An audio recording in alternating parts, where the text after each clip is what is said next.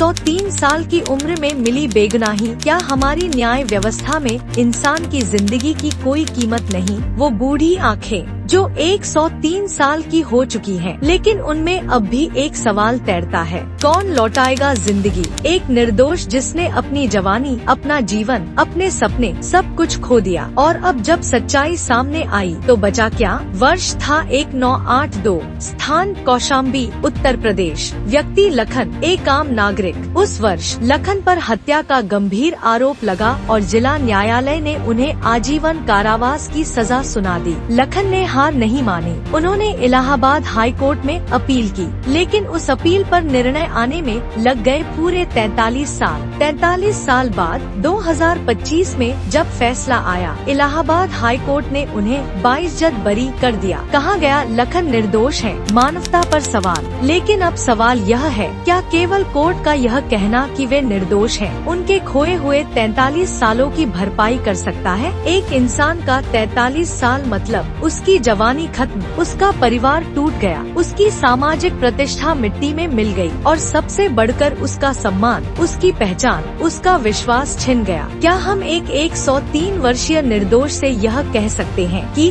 अब तो आपको इंसाफ मिल गया, खुश हो जाइए? कौन है दोषी? अब यह प्रश्न उठाना जरूरी है। क्या सिर्फ ट्रायल कोर्ट ने गलती की? नहीं, इस पूरे तंत्र में कई दोषी हैं। वो पुलिस अधिकारी जिसने लखन के खिलाफ गलत जांच रिपोर्ट पेश की, वो अभियोजन पक्ष जिसने सबूतों की पड़ताल बिना सत्यापन के की, वो ट्रायल कोर्ट जिसने तथ्यों की गंभीरता से जांच किए बिना आजीवन कारावास सुना दी, वो न्यायिक प्रक्रिया जिसमें एक अपील पर निर्णय आने में 43 साल लग गए, और इस सबसे बड़ा दोष देश की न्यायिक व्यवस्था की शिथिलता और अमानवीयता। क्या लखन अकेले हैं? भारत में यह पहला मामला नहीं है। 2017 में बिहार के रत्नेश्वर झा 32 साल बाद निर्दोष साबित हुए। 2021 में महाराष्ट्र के जयसिंह वाघमारे 24 साल बाद 22 बरी, और अब 2025 में लखन 43 साल बाद। देश के कितने जेलों में लखन जैसे हजारों लोग आज भी बंद हैं, जो या तो झूठे मामलों में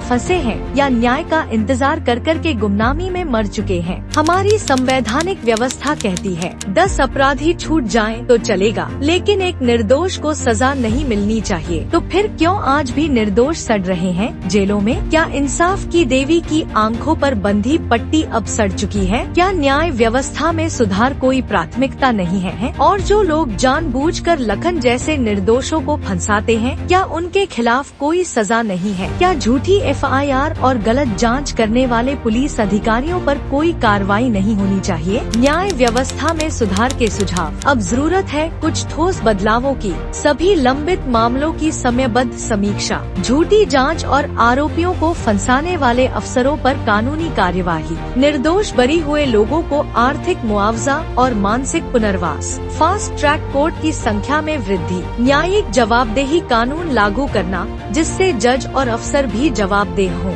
जन जागरण मंच का संदेश। जन जागरण मंच आज 103 साल के लखन के इस संघर्ष को देश के सामने लाना चाहता है, ताकि ऐसे अन्य निर्दोषों को न्याय मिल सके। समय रहते हम यह नहीं कहते कि अपराधियों को सजा न हो, हम बस यह चाहते हैं कि निर्दोष को सजा न मिले। देश की न्याय व्यवस्था को मानवीय बनाना होगा, वरना यह व्यवस्था न्याय की जगह अन्याय का गढ़ बन जाएगी। समापन, भावनात्मक और जागरूकता भरा संदेश। Voice over. लखन को तो न्याय मिल गया, लेकिन बहुत देर से। उनके जैसे और कितने लखन इस देश में छुपे हैं, जिनकी आवाज आज भी सिस्टम के गलियारों में दम तोड़ रही है। अब वक्त है आवाज उठाने का, अब वक्त है सिस्टम से सवाल पूछने का, अब वक्त है बदलाव लाने का, क्योंकि देश का हर नागरिक लखन नहीं बनना चाहता।